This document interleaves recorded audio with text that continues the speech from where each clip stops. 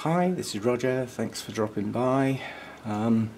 Yesterday I watered my cooler growers, as I call them, the ones that really shouldn't be drying out because it's not winter yet. And I watered all my mounts yesterday. So what I plan to do today is water all the pots except the holy clay pots, because my daughter did them for those, and we haven't had the weather, we haven't had the heat, so they can go till tomorrow. But what I thought I'd do today is, as I go round basically every pot that's not a cool grower or a holy clay pot, I'm going to look out for buds and spikes, because in amongst those are things that can bloom any time of year. And I've been away for a bit, and last time I watered them before I went away, it was a rush job. It was a matter of get the water in the pots and go on holiday. So I didn't really take a good look at anything. So as I go around today, I'll keep my eye out for anything that's got buds and spikes, and we'll get a list of things to come. As I say, I mean, certain orchids do have a season, and a lot of my dendrobiums are spring bloomers, so I don't expect to see anything in there. Mind you, most of those are mounted anyway. But in amongst the others, the Oncidium types and some of the others, they don't really have a seasonal blooming period. They bloom when the growth's mature, and I mean sometimes that's a 9 or a 10-month cycle, so they can sort of pop out their spikes anytime. So we'll have a look round. I should get that job finished today, so I'll have all the clips together, but I may well put it together and post it tomorrow. What is today? Thursday. Yeah. We'll just have a quick look at this Orangus while I'm here. I've got two spikes fully open, and to my surprise one of the other spikes is starting to open as well. I was expecting more of a delay, but that will shorten its blooming season if they all come out together, but at least we get to find out how long these blooms truly last. I mean, they're not huge blooms, but they're highly fragrant at night after dark, and it's a good blooming for two what look like quite small plants, but because there is two plants on this mount, 3 spikes on one and 2 on another, so for something that takes up very, very little space, that's quite a blooming. You know, the number of blooms per size of the plant is pretty good stuff. And a lot of the Orangus are like that. And they do produce pretty long spikes with large numbers of blooms in comparison to the size of the plant. So I'm very, very pleased with that one. That's done well. Anyway, let's get cracking with this watering, because I don't want to be in here all day. And I'll see what I can find as I go round. I thought I'd slot this one in because this is a classic example of an Oncidium type. This is Miltonidium Peter Comp. I split the plant, so there's in fact 2 plants in the pot, one of which is just 2 pseudobulbs now, but the larger plant here, these are the previous pseudobulbs. This one bloomed, I think that, yep. It typically has a spike both sides of each pseudobulb, so it's quite prolific, I think that's the word, and it does well. It's quite a good grower, reliable bloomer. But it's a classic example. This bulb here was in bloom in October last year, whereas this one started its blooms in July. Yeah, next year it's more likely to be sort of April time. So, you know, it comes round faster than annually, which is good stuff, you know, because you don't have to wait so long. This is good. But this one, this spike's just going now. This is the last survivor of the heat, whereas this spike is now opening in more sensible temperatures, and the blooms will consequently last a lot longer. When the blooms are new, they are stunning, you know, the colours are vivid. And the fragrance on this is powerful. It's just a good plant, quite honestly, if you can get hold of it. And it shouldn't be that difficult, because that did the rounds from one of the mass producers, so huge volumes went into the market at that particular point. So yeah, but you often find they don't do it again, so you get a mass influx that takes a while to get round, and then things just disappear again because they don't bother with that cross again. You know, so, you know, sometimes you get a really popular orchid that suddenly gets hard to get because, you know, all the ones that were produced were sold. So anyway, that's just an example of an Oncidium type you know, whose cycle is obviously around the 9 to 10 months, and it's a good plant to get. It reliably, for me anyway, pushes out 2 spikes per new growth, which is, you know, that's good value for money in my book. You probably won't like this a lot, but as I go round today, I've got my roofless hat on, and I'm having a clear out. This is a Psychopsis. It's an albiform. It does have attractive blooms, but it's just wrong. I was hoping when it produced this new growth that, you know, that would sort of be okay, and it's not okay. Psychopsis can have 1 or 2 leaves. There's no sort of determining. A good strong plant will often produce 2 leaves per pseudobulb. They're quite slow growers for me anyway. I've seen them growing like flipping weeds in some environments, but that's not my environment basically. And this looks like it attempted to push out 2 leaves and they fused together. There is something wrong with that plant, and that is so far away from blooming, if ever, that it's going to go. So as I said, I've got my roofless hat on. If this growth had been clean, with a nice clean leaf, I may have hung on to it. But the older leaves aren't good, so it's going. And there may be others to follow it. And this is my other mature Psychopsis. I have got a young one. This was about to go. I see no signs of green on the flower spike. That has bloomed as they do on and off, because they're sequential, over many years. But the last bloom aborted and there is no sign of green on that spike. To produce another spike takes ages. So this is on its last legs, but it may have redeemed itself. It does have a new growth. So I will keep this for a while yet. But that growth needs to be a good one. That needs to push up a nice strong leaf. So you can see on this one there are 2 leaves on that bulb, 1 and 1. None of the leaves are in good nick. It's an ugly plant. You know, it's had problems over its life. I mean, some of those leaves have been on that plant since I got it, so they're really old. But it's not a nice looking plant. But I do love the blooms on Psychopsis. So you're on your last legs. This needs to be a nice, strong, clean growth with a new set of roots. And there are signs of roots coming out. So I think this was put into sphagnum to rescue it. It had 0 roots on it, and it's been sat like that for some time. The new growth looks like it's going to produce new roots. There's one sticking out there aerial. Well, if there's one, there's probably more in underneath. So now might be a good time to get it into something decent, and then just hope that that new growth pushes on. It is said that Psychopsis do not like root disturbance, and there's quite a lot of backup for that. But I've also seen people that say if you time it right, they take off like little rockets. So we'll see what we can do with that one. But it's not a happy plant. You know, that makes Roger not a happy bunny. And, you know, I'm getting a bit tired of sitting looking at rescue plants that just don't seem to want to get going. You know, plant room full of healthy plants is a much happier place to be. But we'll keep that one for a while and see what that new growth does, and perhaps get it in another pot. Quite honestly, I would mount it. I'd gladly mount a Psychopsis, apart from the flipping flower spike, which can be well over 1 metre long in some cases, and that might be difficult to accommodate.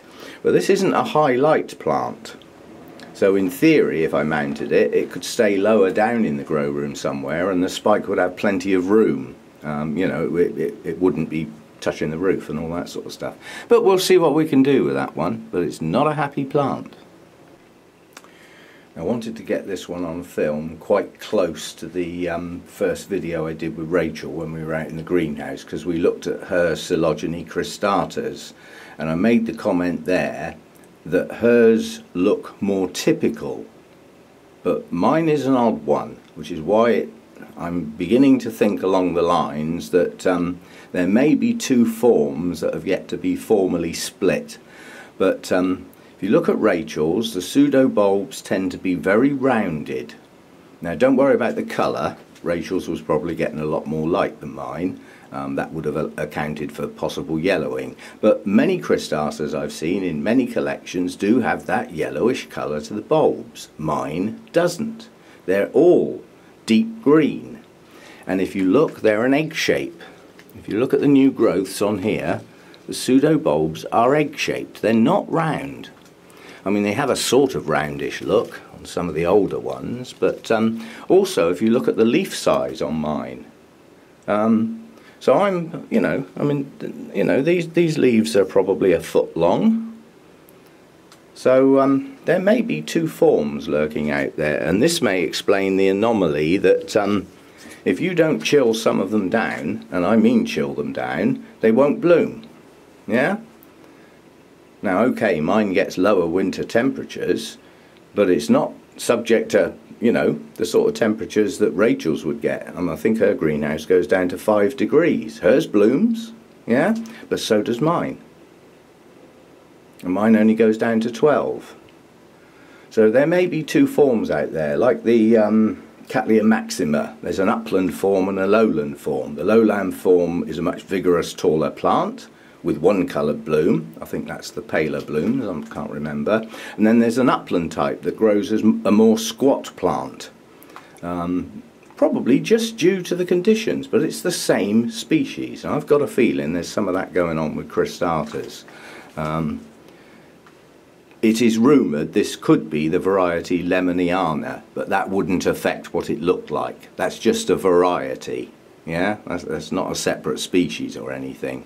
And the guy I got this from couldn't confirm that anyway, because he had the ordinary Cristatas. But anyway, it's quite a different looking plant. So I just thought I'd get that in. So Rachel, if you're watching, as I said, mine is quite different in appearance to yours. And I've seen many different looking plants of Coelogene cristata. So I've got a feeling there may be two forms, and it may be just due to, because it comes from many countries over in the Far East. It comes from many places, and it could be that one form grows in warmer areas and is a more lush plant, and that one wouldn't need to chill down so much to bloom. And then perhaps the others come from higher elevations where they're much cooler in the winter. So it could explain the difference, but at the moment the old men in the white coats with the goggles on haven't got at it. So it's Coelogene cristata for now. Now for this Oncidium, I'm taking my ruthless hat off, because last time I looked at this was on the list to go. It's been struggling for a while. But it is Oncidium sweet sugar, which is one of my favourite dancing lady types because of its profusion of brightly coloured blooms. And I took the older part of the plant off because parts of it were rotting. You can see where I've had to take that bulb off and put cinnamon on it to dry it off. So you can see the remnants of the problem there. But it had one reasonable bulb with one leaf left on it, or two just about. But it had signs of a new growth, and I thought, well, that's your last chance, mate. But it's now working. It's now working hard to recover. The new growth is strong, it's got good leaves, and it's producing a good root system. The root system on it wasn't brilliant, but at least something was there under this bulb.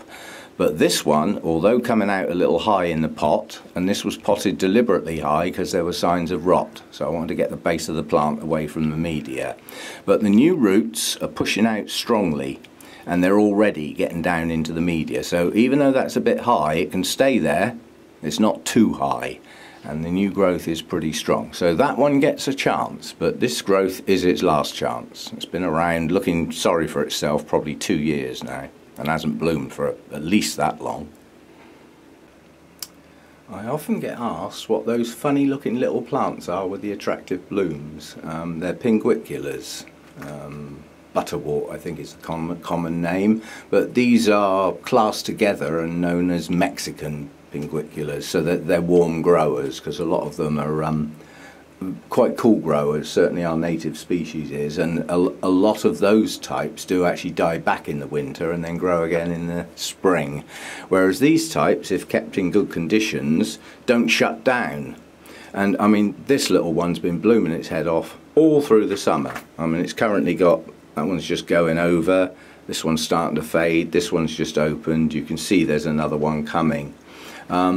This one blooms on and off, but don't get it confused with that actual bloom. That's the cabbage looking one at the back, and that's its first bloom for me. So that's the first time that one's ever bloomed, whereas this is a repeat bloomer. So yeah, they just sit there doing a little job, and what they do is they get rid of the fungus gnats. The fungus gnats are attracted to that yellowish green colour, and then they stick on and the plant dissolves them and eats them. But you can see they've been doing their job a little too well. Because certainly back earlier in the year, these were covered in little black dots gobbling away at my fungus gnats, whereas now there's not so many around, so they're winning. The plants are winning the battle against those annoying little flies that get in your face, and the blooms are attractive. So that so they serve three purposes. I love the colour of the leaves, I love the blooms, and they kill the fungus gnats. Well done, guys.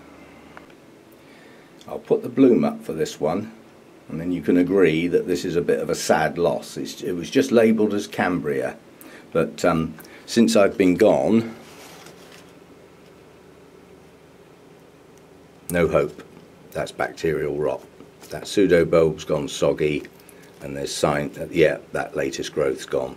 Yeah, it's gone all wet and soggy. So you're for the bin, and that's a shame. It never did well. I bought it in bloom and it just went downhill, and now it's gone.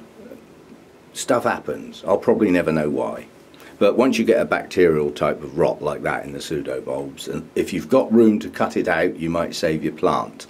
But that's only got 2 pseudobulbs and they've both got it, so that's in the bin.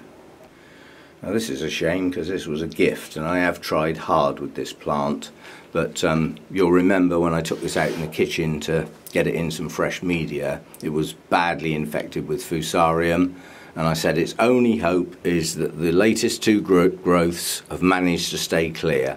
They haven't. They're soggy. Yeah, so the fusarium has got that one in such a bad state. I'm sorry, that's just going to have to go. That was Biolara Joe's drum. Gorgeous blooms, but that's it. I mean, if the new growths aren't going to make it, then there is no hope with that. So unfortunately that's going to have to go as well.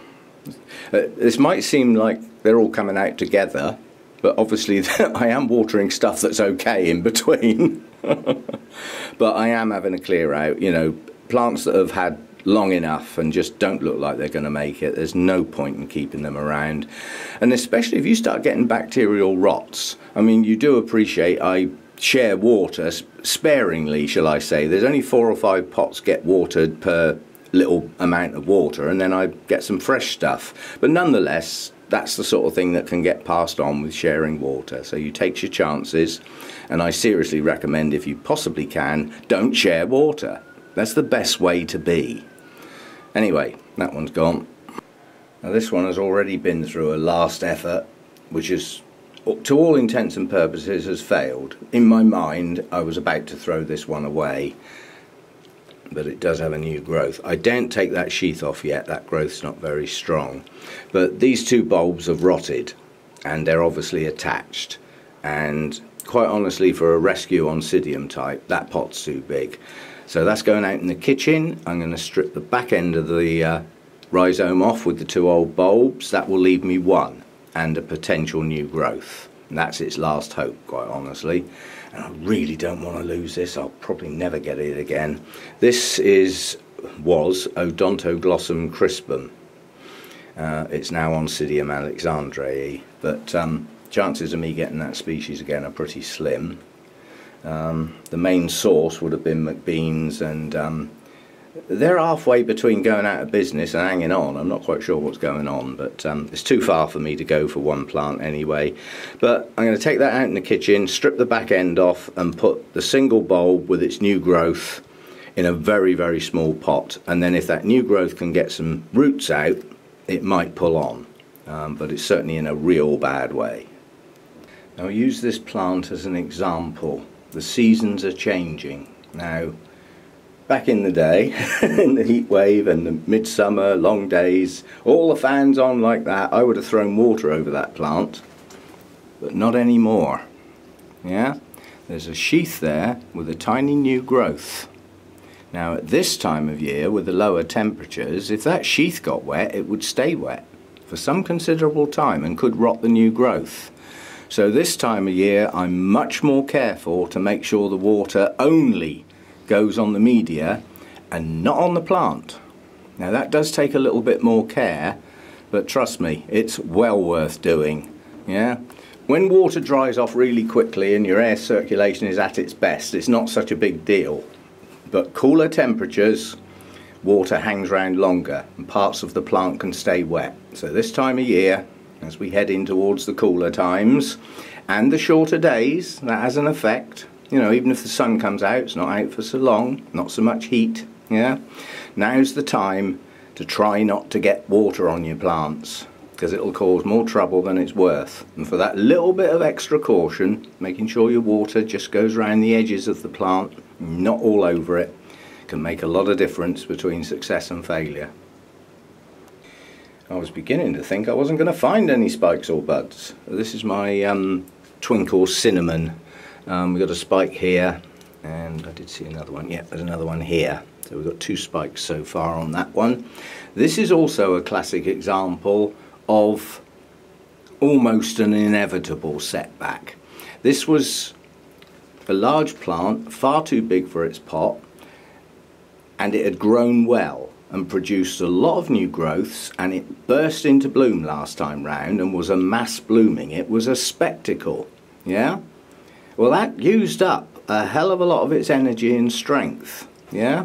And then it got repotted because the new growths and the new roots were coming. And effectively that set it back a small amount. But that small amount is enough to possibly reduce 2 spikes per pseudobulb down to 1. Yeah?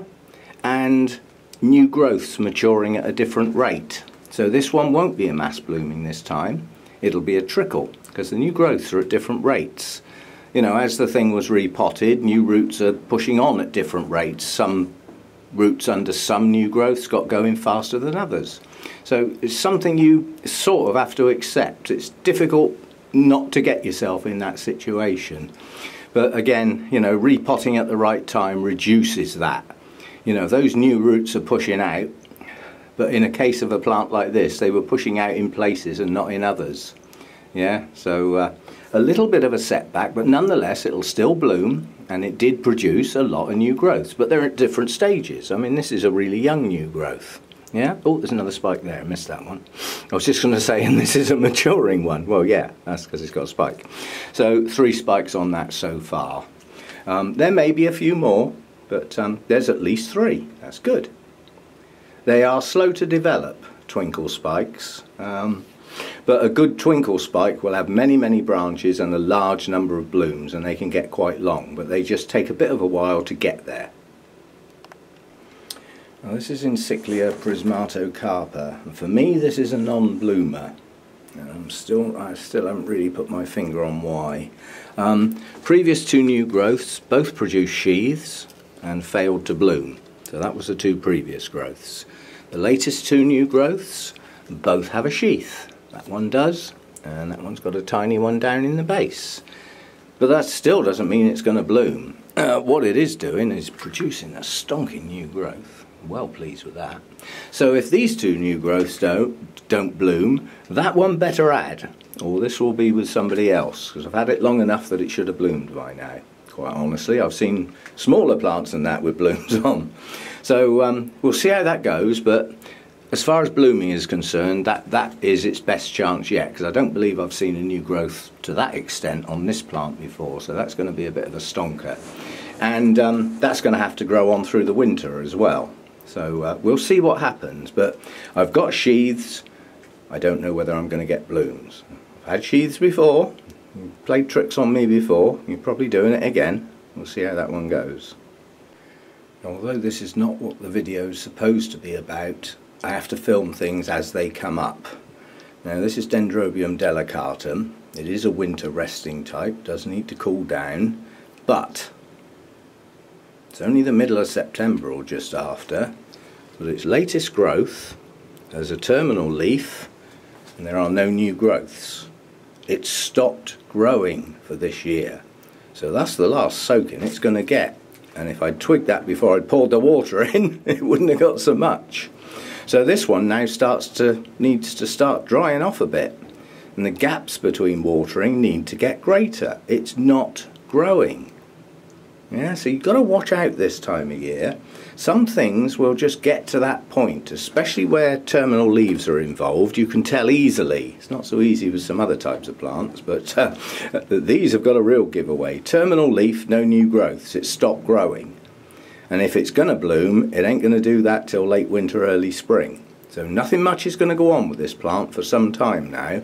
So it needs its water dropped right down to next to nothing. Basically, it's not growing. So watch your plants. Now, I was about to have a moan in my quiet little mind about this flipping plant. It produced three new growths last year, right? And it was repotted at the right time, maximised root production and everything, and 2 of them bloomed. I was well pleased. That was a first time bloomer. And I thought, well, if that's the 3 latest growths, there's plenty of room in the pot for the next lot. And where does it chuck one up? From the base of one of the older growths. That one's behaving itself, but what I have just noticed is, oh God, where was it? Somewhere buried in the middle here. Yeah, down there. So again, there's another new growth coming out of quite an old bulb. So all my plans are shot to pieces. Leaving that nice big space didn't work. There's still time for this one to push out a new growth and possibly that one, so all may not be lost, but this one misbehaving. It's right up against the edge of the pot and you can see these pseudo bulbs get pretty big.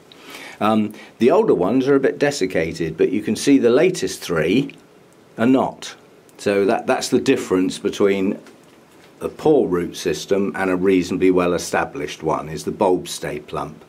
And we have got new growth, so hopefully we'll get some blooms again. This does tend to do the new growth at this time of year. It's a bit daft like that, but it's a spring bloomer, so you know that sort of makes sense, I suppose. But it means it's got to grow in the winter, but it seems to do okay like that. I suppose you could say no. Coleogyne cristata grows in the summer and the autumn, and then it stops and the blooms come in the spring. So yeah, this one's a strange grower. That's Coleogyne Moriana, I think it's called. Moriana magnifica Brockhurst. Big tag required. Nice. It's a plant that I was struggling with for a while, and then it just sort of took off. New growths, blooms, and now more new growth. So it's sort of established itself now. Massive blooms. One of the best of the big white Coleogyne blooms. This one. That'll be something to look forward to. No sign of them yet, but at least it's growing. Well, there comes a time when you've just had enough, and I've just got to that point. Some days I can water everything in here and enjoy it, and today it's become a chore just at the point where I can actually stop, luckily. Holy clay pots tomorrow. They got done on Sunday. No, sorry, Monday, so they'll be okay. We haven't had the warm weather, so they'll be fine. And the mounts will be tomorrow, and maybe not, because since they were watered, that was quite late in the day, and today is a dull day. Yeah, so tomorrow some of those might still be damp, so maybe not. But what I haven't done is this lot. The chances of me finding buds and spikes down through here are pretty slim.